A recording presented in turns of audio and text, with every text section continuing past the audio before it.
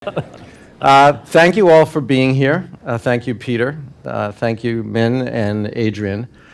Just a word about how this is going to go. The three of us will have a conversation for about a half hour. And then if I actually happen to pay attention to the time signs that are shown to me, we will stop and then we will open it up for about another 20 minutes of questions from all of you. We will have two people with microphones, and we would ask you when we get to questions just to wait until the microphone arrives because we are recording this. I'll also say that we have talked about this ahead of time. We're going to try our best not to make this completely depressing. But I can make no promises about that. So, and this is, let me start off with a question for the two of you. In 1992, the political scientist Francis Fukuyama wrote a book, very well-known book called The End of History. It was around the time of the fall of the Berlin Wall, the collapse of the Soviet Union. And in that book, he made the argument, essentially, that liberal democracy had won. That it was sort of the ultimate and final version of human self-governance. Things have not worked out that way. And so a question for each of you is, what happened? What happened between that moment of, and it's easy to pick on Fukuyama, but there was in fact a broad sense of euphoria in the early 90s about the state of democracy. And as Peter pointed out, that euphoria doesn't exist right now, not just in this country, but around the world. So in the view of each of you, what has happened to change all that?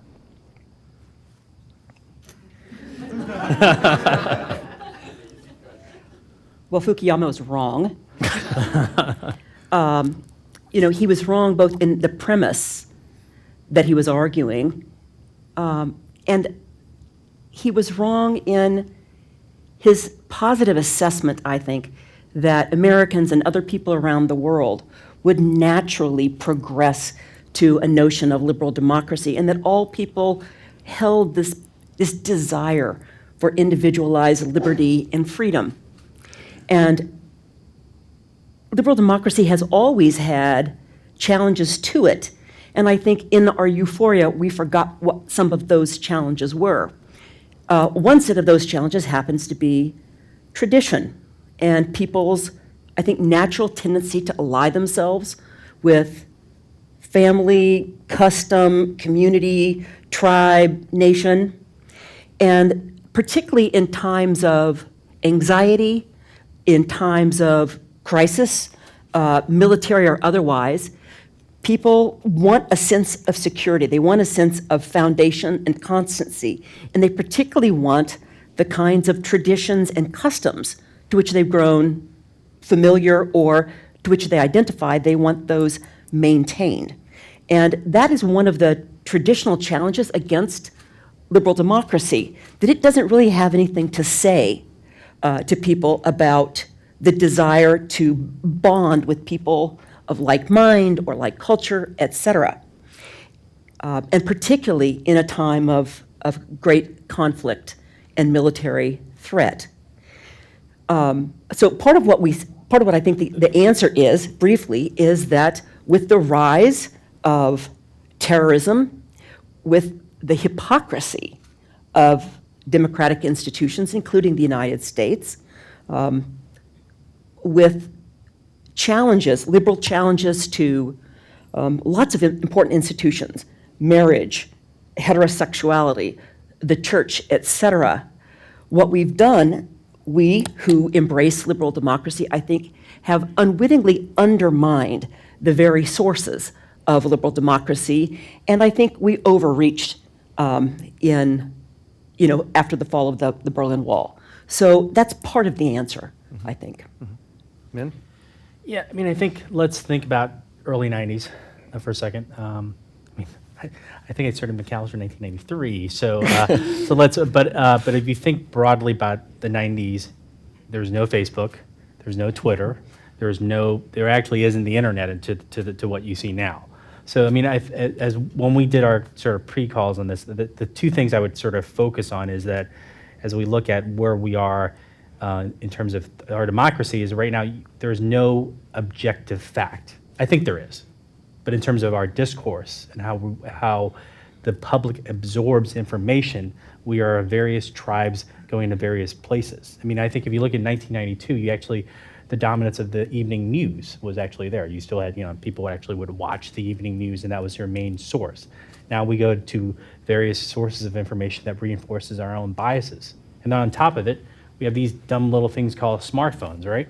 And then we use these dumb little smartphones, that's how we communicate to each other. So there's a lack of civility in terms of actually having a broader conversation with somebody who actually has the opposite point of view that you do. So it's easier to either do a tweet or a Facebook posting, et cetera, where you blast the person. But so you have all these technological changes. But one thing, just again on the lack of objective facts, let's be clear: President Obama was not Muslim. Okay, let's try that again. Repeat after me: President Obama was not Muslim. If you look at 2012, 45% of Republican primary voters were convinced that he was Muslim. So if we can't accept or believe on a single set of facts, right? President Obama is not Muslim. I don't know how you even begin to tackle some of the major issues that we have in this country. So and then as we go on this conversation, sort of the lack of civility to actually be able to engage, and that's where the college can play a role in that process. So one of the subjects I wanted to talk about, and you've brought it up, so let's just go there now, is the role that social media has played and is playing in democracy. Again, if you want to go back to a high point, if you think about what was called the Arab Spring, again, there was this sense that social media was enabling a flowering of democracy in a previously autocratic political system. Right. It was allowing people to connect with one another, or allowing a new and an effective form of social activism. Virtually everything that we've seen from social media since then has taken us in a different direction. And now there are a lot of questions about the extent to which social media is in various ways undermining democracy. One of the things you study in addition to political science is communication. Indeed. So if you could turn back the clock and erase the start of, when I started at Macalester, there was no Facebook, there was no Twitter, there was no iPhone. Were we better off?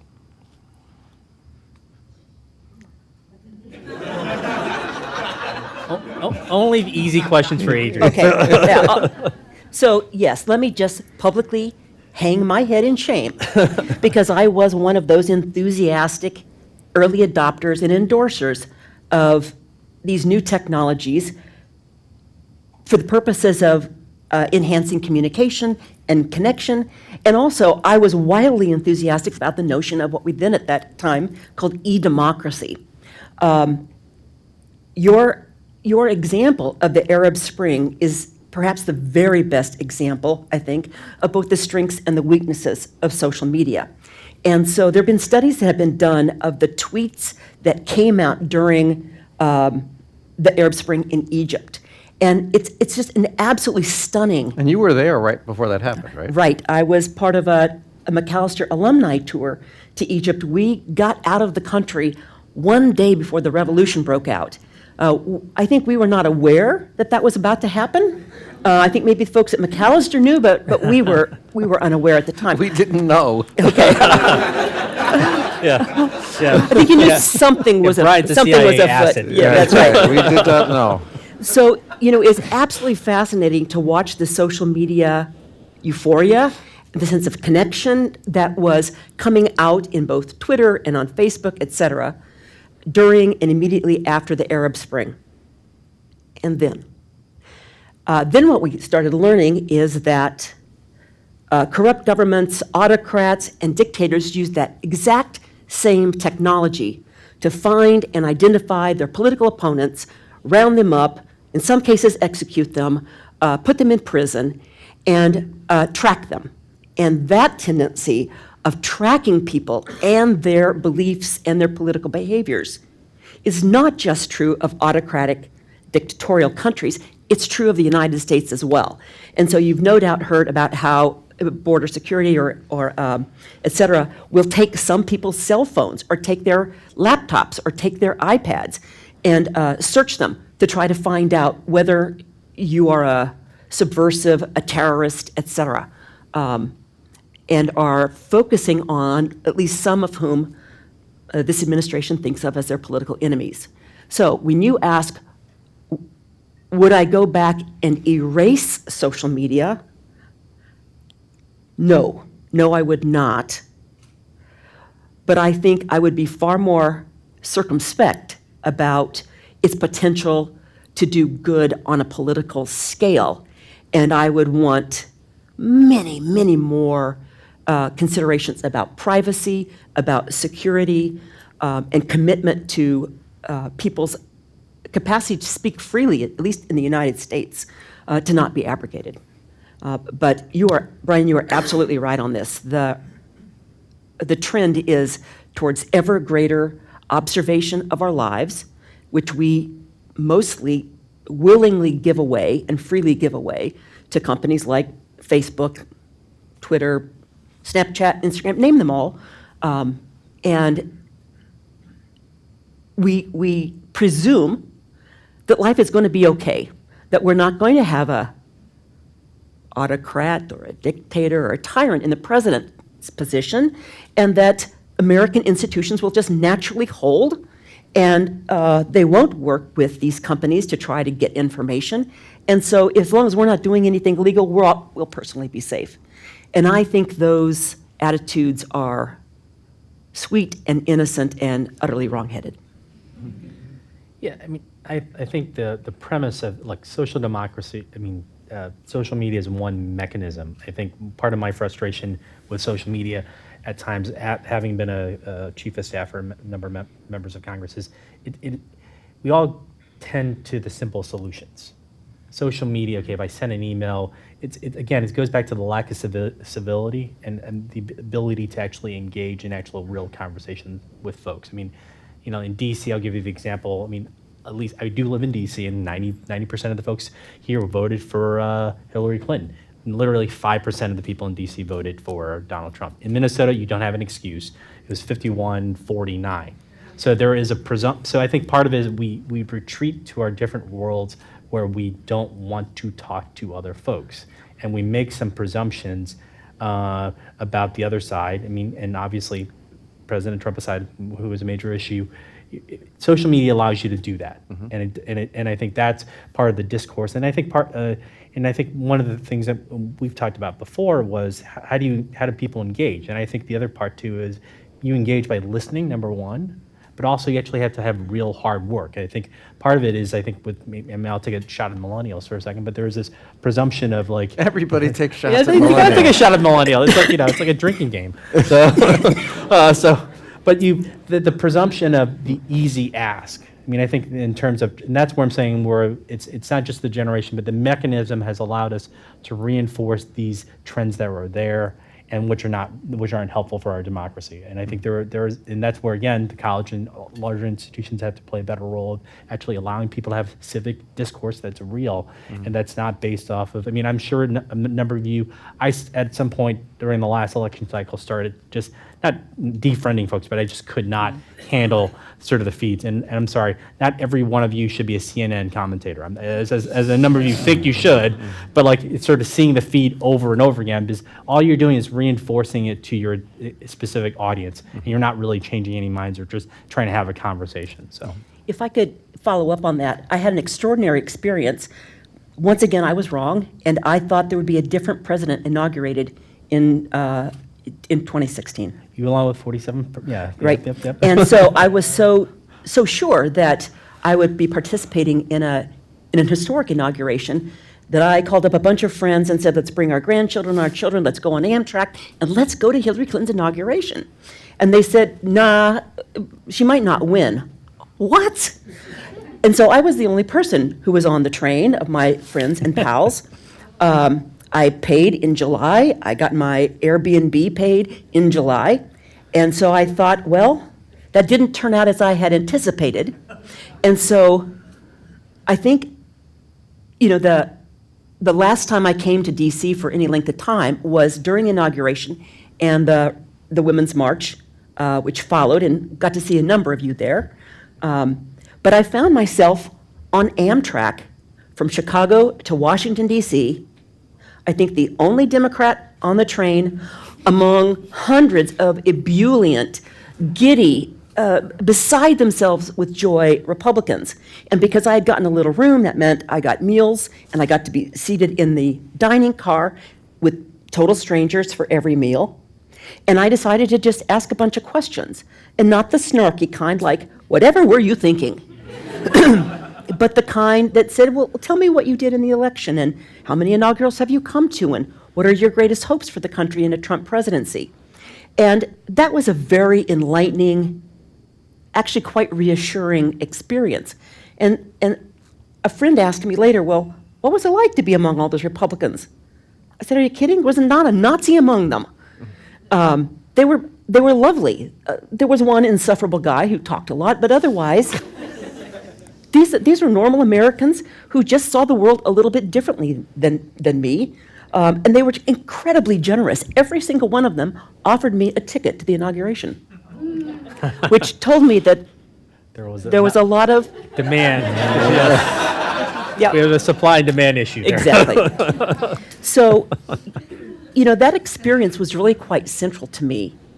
And I studied conservative ideology and conservative politics for my doctoral dissertation. So I'm not unfamiliar with this universe, but that's an entirely different thing from breaking bread with people you don't know and who have ideas dramatically different than your own for an extended period of time. And I highly recommend it. So let me posit another potential answer to the question of what happened since 1992. I asked this same question during my the last extended conversation I had with Kofi Annan, who, of course, being Kofi Annan, knows Frank Fukuyama. And his answer, the first word he said was growing inequality. One of the things that we've seen over the period that we are describing, which coincides with a lot of these challenges to democracy, is certainly in this country and around the world, growing disparity between the wealthiest part of the population and everybody else. In this country, during a period of economic expansion, virtually all of that expansion has been at the very top. So does democracy, in effect, have itself to blame? That is, does the fact that we have, through a democratic system, allowed inequality to grow to levels that we haven't seen since just prior to the Depression? Has that been one of the things that's also driven people, perhaps, to make some choices that they would not have made in a more equitable system? Yes. I think the obvious answer to that is yes. But I think part of the one thing I would not challenge, but I think my frustration, both on the left and right, is we go to simple tropes, right? I think when we don't get the answer we want, I'll use sort of a generic example. You don't like the Democratic politician because they're not for single payer or for a college for all. And then when they say no, your immediate trope is they're a corporate, stooge. I think that's where there are key issues of policy, tax policy, economic policy, which got us to this inequality. But I think the solutions, and you're right, Brian, is that we've allowed ourselves, and on the left and right, Trump is not just, he's not your normal Republican. I think that's pretty understatement to say the least. He has turned his party around, just using trade as an example. Up until his election, free trade. This is, that was the core of the Republican Party, but it was the core of the Republican country club portion of the party. He taps into a populism which President Obama also tapped into. So those are some key issues that we need to deal with in terms of economic inequality, which are exacerbating the discussions that are happening on both the left and right. And he has a certain appeal for that. And that's something we need to address. But how do you address that in this current polarized environment where people can, again, as I said earlier, President Obama is not Muslim. I mean, we can't, where you actually can't have a same, if I can't enter a conversation with you with the same set of facts in just basic things, how do I begin a negotiation or an actual real conversation on the policy side? Right. I think there's another way of looking at the issue of inequality. You could just might call it injustice as well. If you look at the history of the United States and the rocky road to justice and equality, of even giving the elective franchise to certain kinds of people or withholding it from certain kinds of people, United States history is full of moments where we did not do the right thing. We did not live up to our ideals. And that's been true recently as well, when you think about things like illegal rendition of our enemies to countries where they might get tortured, et cetera. So, whether we're talking about racial inequality, which is a fact in this country, whether you're talking about class and economic inequality, which has, you said it exactly right, has grown to phenomenal portions. And if we talk about people's disillusionment with even voting. So, for example, I think one of the reasons people are inclined to be less likely to embrace liberal democracy is in part because they feel like their vote doesn't matter. Why doesn't their vote matter? Well, sometimes people cheat, and that is not located in a single party. Historically, it's been the Democrats who have stuffed ballot boxes, et cetera. But if you look at the trend, there have been more and more efforts in the last 10 years at least to take the elective franchise away from people. I think about the last election where states would not allow citizens to vote if they had a name that was identical to someone who had once been a felon in that state. I think about all the efforts to suppress the vote that was done, not by Russians, by our own citizens, by people who disagree, who want to discourage minorities from voting, who send out texts that say you can vote on the internet, or the polls are open on these days when they're not. I think about the move away from the Civil Rights Act. I think about efforts to simply create division and exacerbate the kind of fissures that we have in this country. And I'll lay that at the feet of the Russians, at least in part. But what they were able to do in the last election with the disinformation campaigns, et cetera, was go to the most troubling and painful history in the United States, the places where we have a hard time figuring out what to do, namely issues about race, and then threw gasoline in there and tried to create more division, more distrust, and so forth. So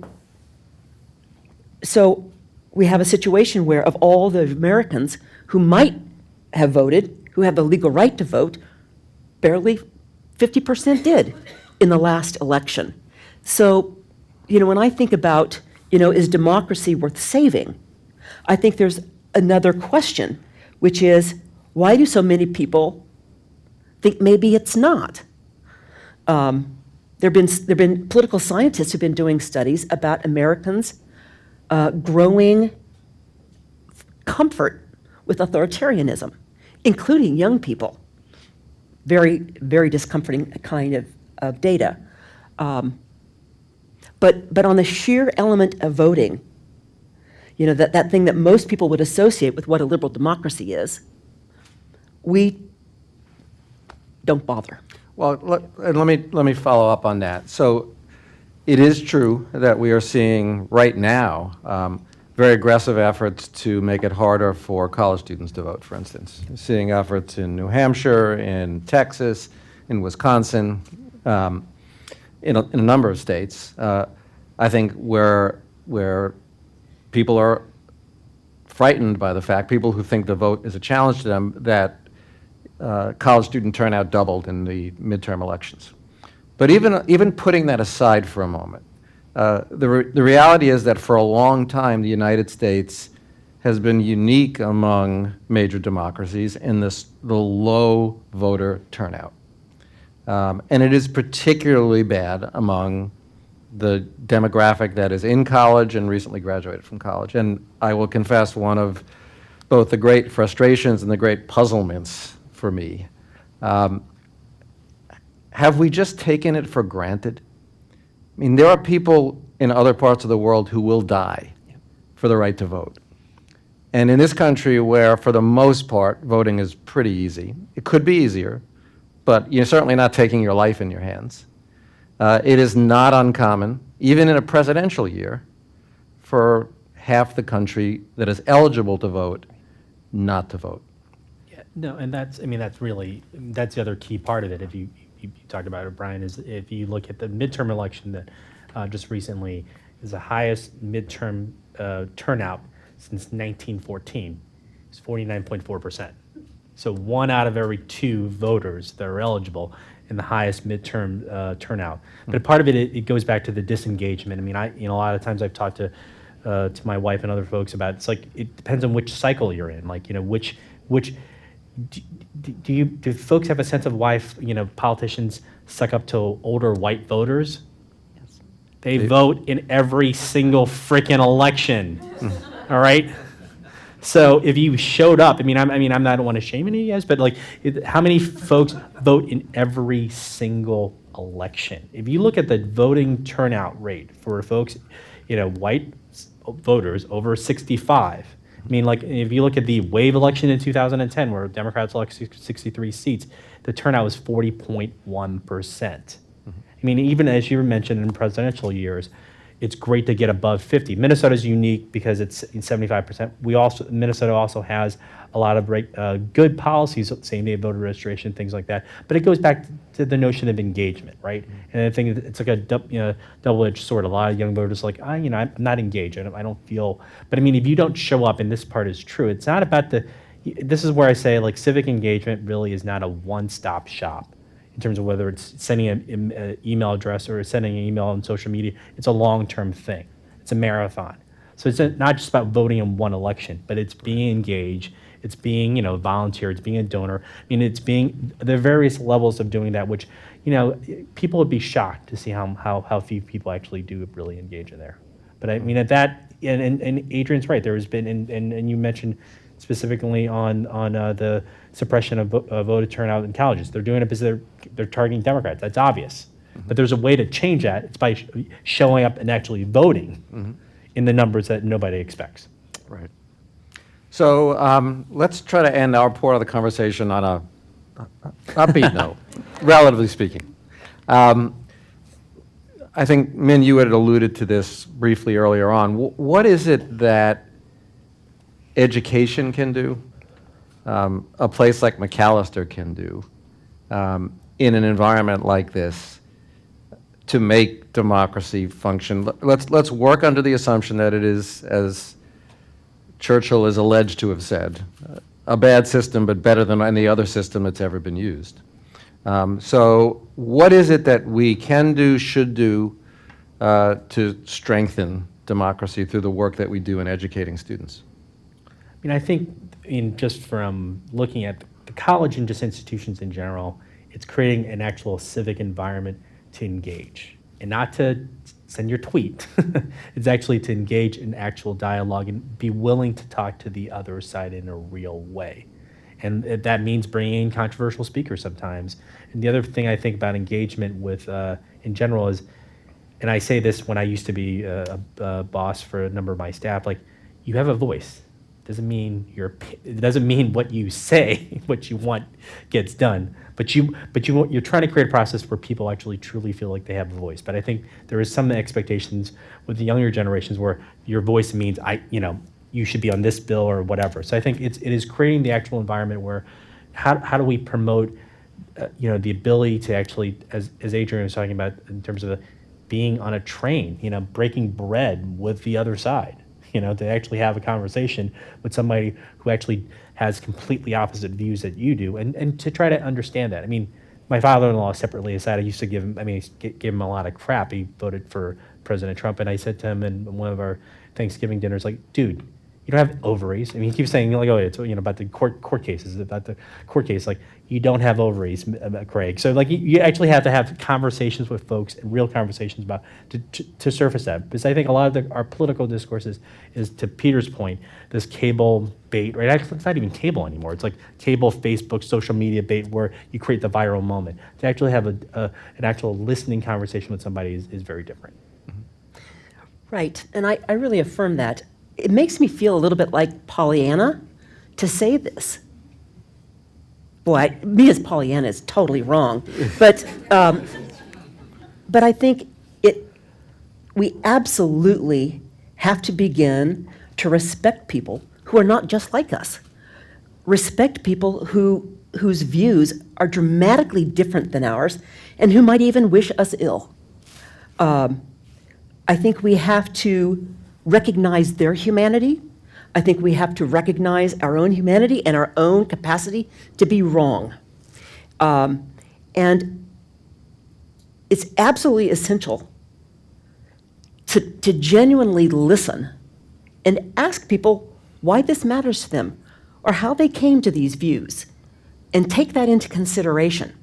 Now that sounds really namby-pamby, Pollyanna, kumbaya, and I think that human decency of respecting your fellow and sister citizens, whether they're citizens of the United States or citizens of the world, that is the very starting place. And I think we're not there right now. And we can't be responsible for people who don't share that attitude, but we have to be better. We have to show what genuine compassion looks like, genuine listening, care and consideration for our fellow citizens who really have very different ideas than our own, and to help them see that we are connected, even though we are in this time of extraordinary partisanship and polarization. So I'm going to bring this part of the conversation to conclusion by quoting someone. Some of you may have read books by the novelist and essayist Marilynne Robinson. And she has a wonderful essay on community. And she said that the quality that builds community is what she calls imaginative love. Mm-hmm. That is love for people that we barely know or don't know at all. And that's what actually creates community. It is something that honestly very few of us are capable of, and none of us is capable of all the time. But I think that's what you're describing. Trying to feel some sort of love, even for people that you don't know and even for people that you don't agree with. Right. And to the extent that an education, I truly believe that an education can help with that. I talk a lot about the quality of an educated person to be empathetic, to put yourself in the mind and the heart through the eyes of a person who is unlike you. And I think, honestly, that is easier to do if you are educated. It doesn't always work, but it often does.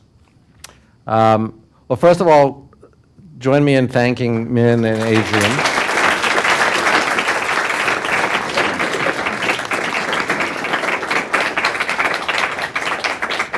And now we are going to move to the question and answer portion of our program. The lights go up. So we have 2 microphones, and just raise your hand. And Hi, my name's Peter Gartrell. I graduated in 2005, and I'm going to get on my soapbox for 1 second, then I'm going to ask a question. First soapbox issue. Brian, you came to our college when we were students, and I'm going to miss your voice. Thank you for everything you've done for the college.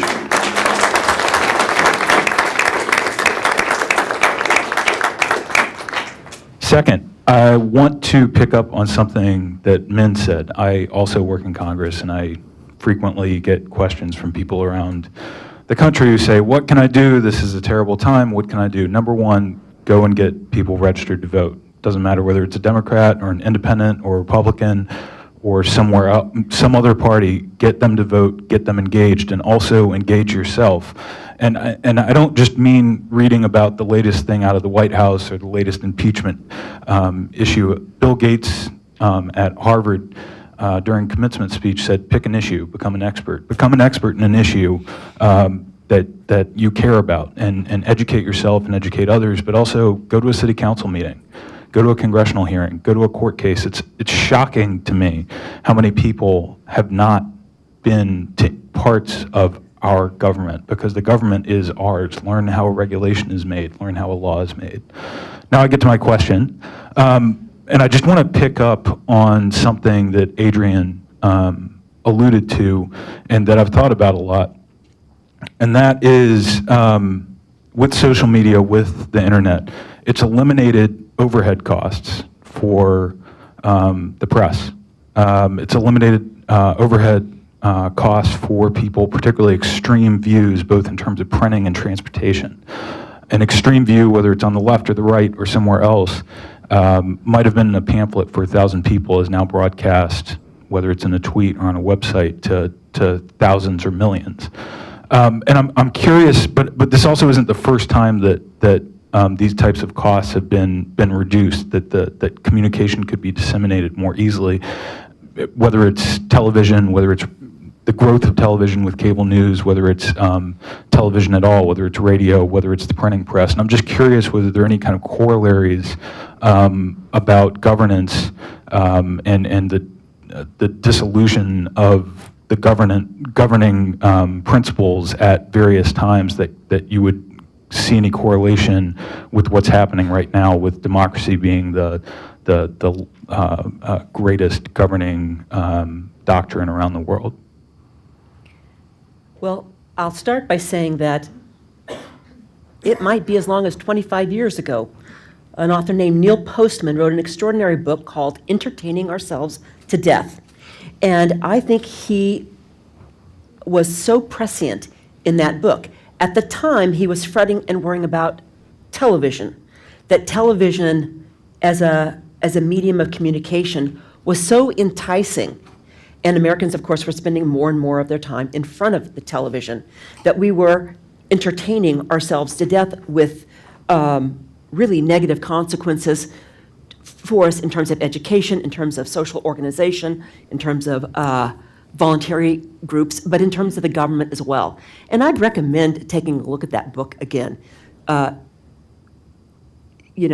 dated as it is, I think that what he was worried about is even more true today, because the means of entertainment have exploded. Now, I brought my phone here too, because I want to take pictures of you, but the truth is, that thing is my newspaper, my books. I can watch movies on it, I can watch television on it, I can talk, take phones. I mean, it is an extraordinary entertainment device, and I pay a lot of attention to it. And so I see it in myself as well as my students. So you asked whether there's a corollary, and yes, I would start there. But I would also just simply remind you that people like Plato were really very anxious about the new technology of his time, which was writing, literacy, and that would move us away from the kind of person-to-person dialogue that he valued so much. Brian asked if we could roll back time. Would I? But I think the explosion of technology, the reduction in price of it, I think we're not even really fully able to see where it's going, how much more is ahead of us in that regard. And so I think the challenges that we've identified here are not going to go away easily.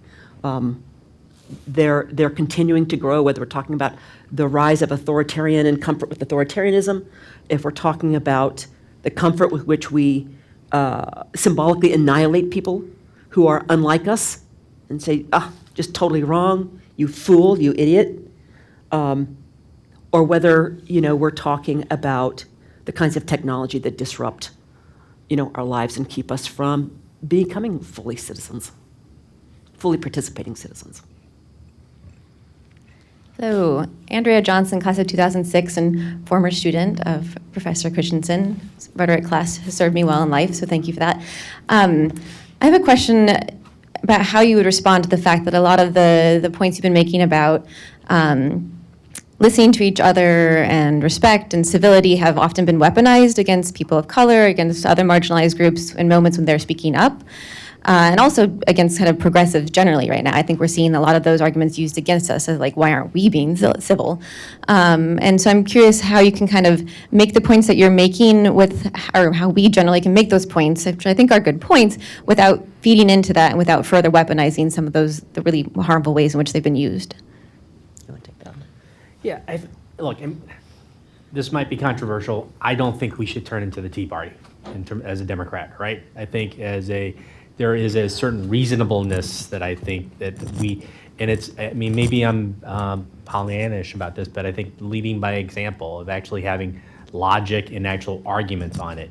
Hopefully that will come through, but I think part of the problem is what you are also seeing is how people turn that in the various mechanisms of social media, the different things that, things that get distorted in terms of whatever the response is. I think you're right, and it's in focusing on sort of like the marginalized communities, like people of color. You're right. There has been a lot of marginalization, weaponization of that. But I don't say this in a how do I say it? This reflects, unfortunately, the divisions in our society. That's always been there. I think part of it is a lot of these mechanisms, these tools that we have. We're seeing that more, right, in terms of the divisions that we have. So I think part of what I would say is, I would still want to stay on the high road about it.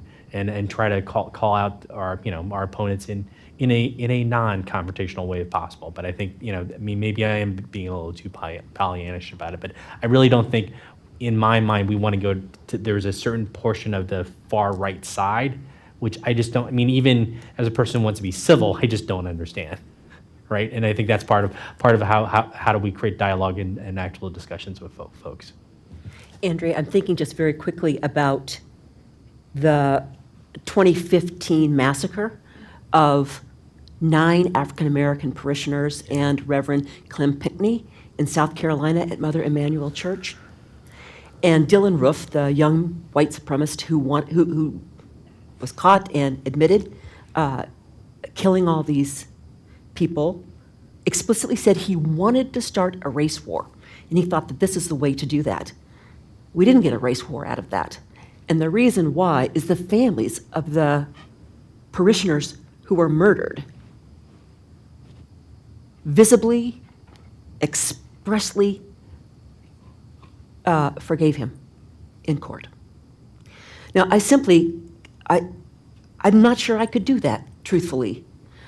So when you talk about being things weaponized, I think what we've seen are some examples, and in that horrific case as well, of the weapon was real and not metaphoric, and yet they also were still able to forgive him, and in so doing, I think saved all of us and helped to avert the mind-boggling likelihood of and results of a race war.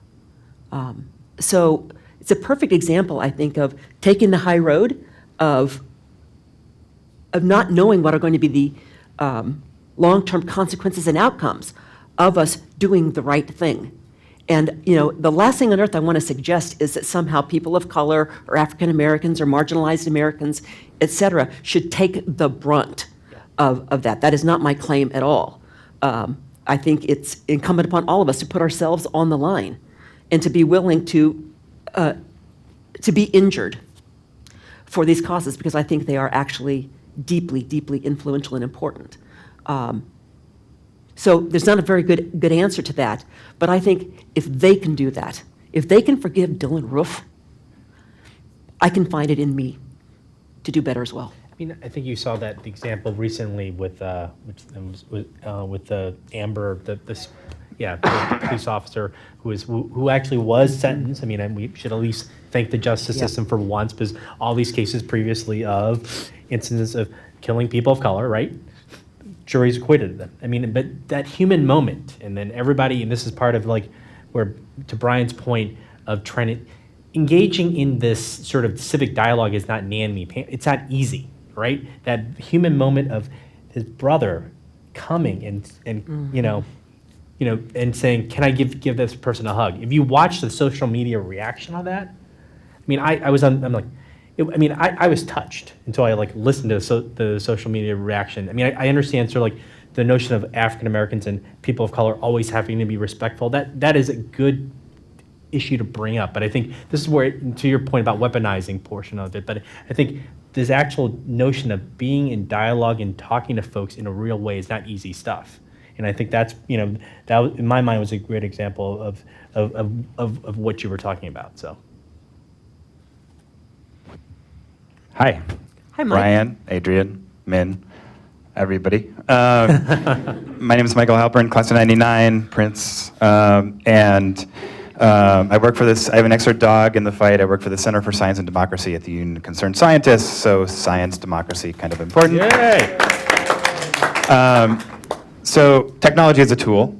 It can be used for good. It can be used for malevolency. And right now, we have a situation in which there's a lot more distribution of information flow. So we don't have a Walter Cronkite. People seem to want to get back to a Walter Cronkite, a general overall narrative, but we're probably not going to get back there. So first question, how do we take advantage of the decentralization of information by putting people who can be in positions to spread good information? And then what kinds of changes do we need to make to civics education to take account of the current reality?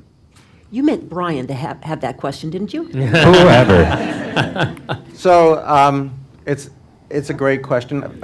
First of all, I'll put in a plug for your alma mater, most of you.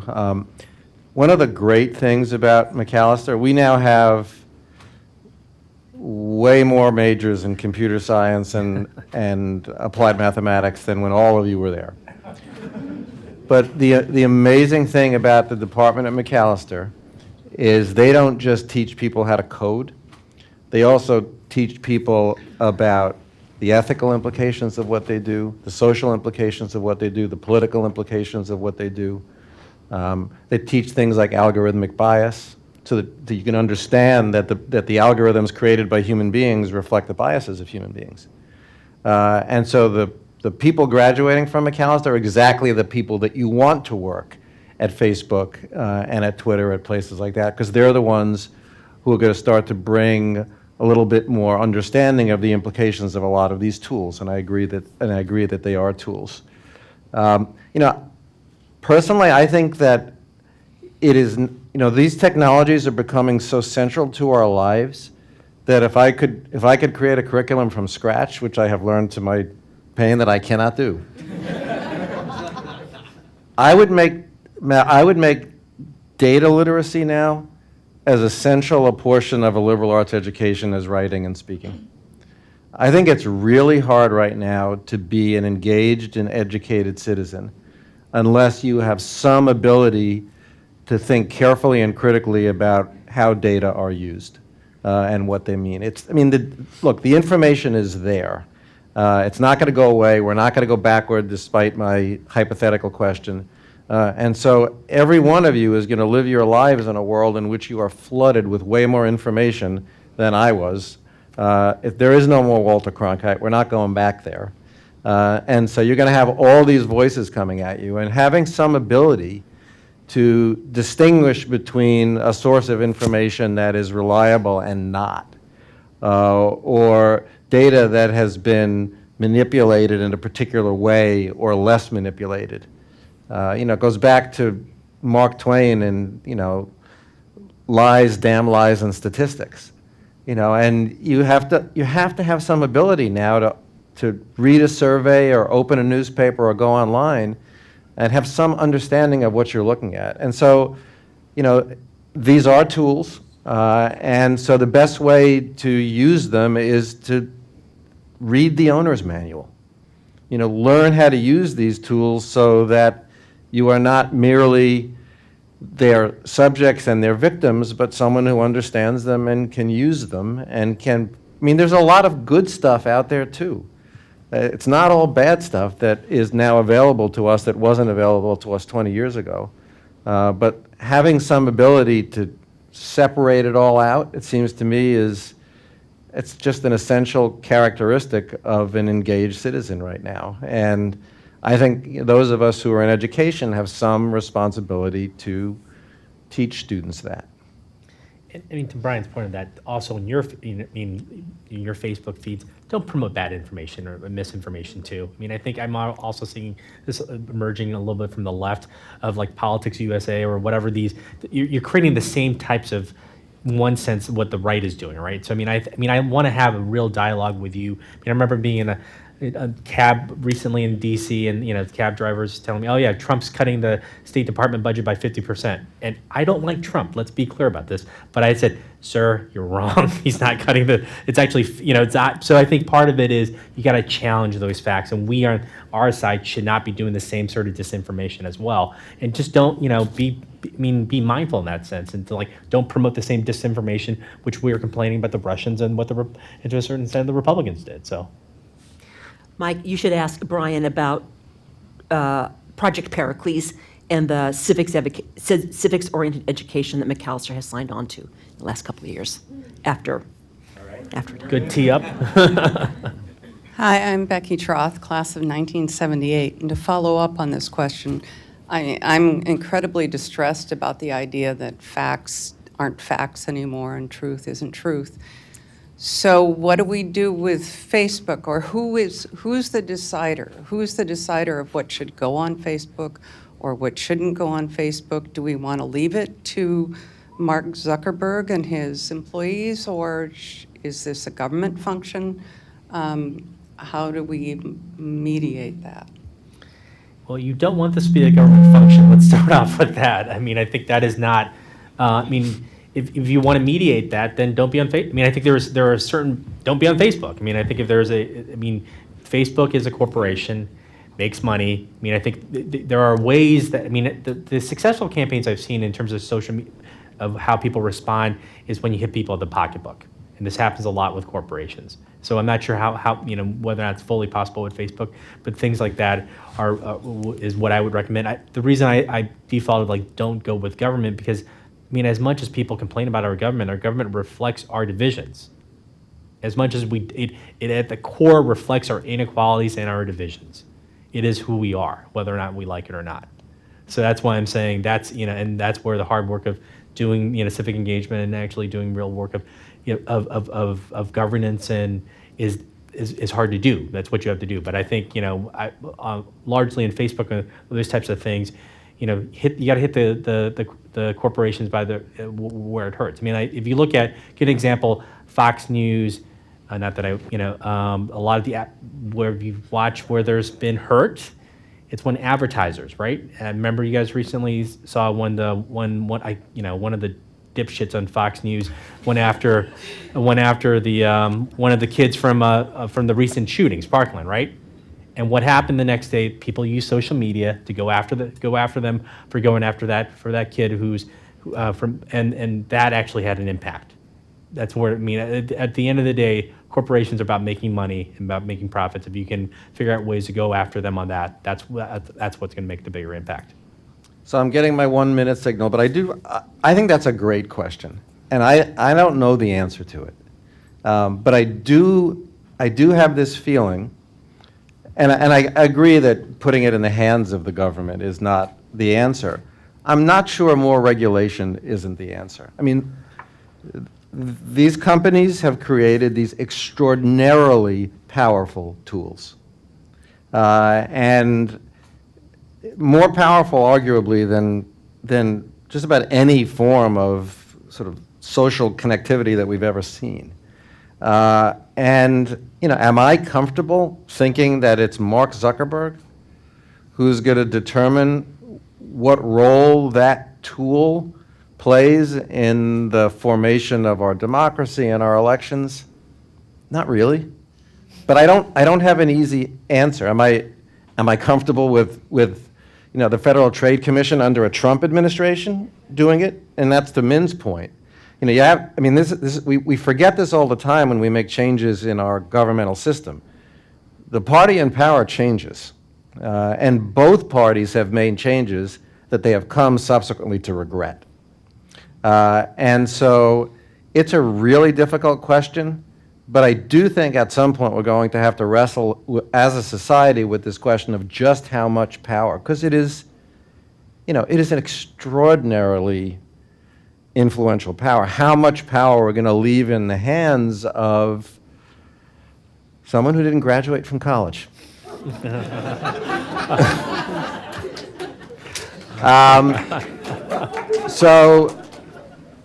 Just a couple of things. I'm going.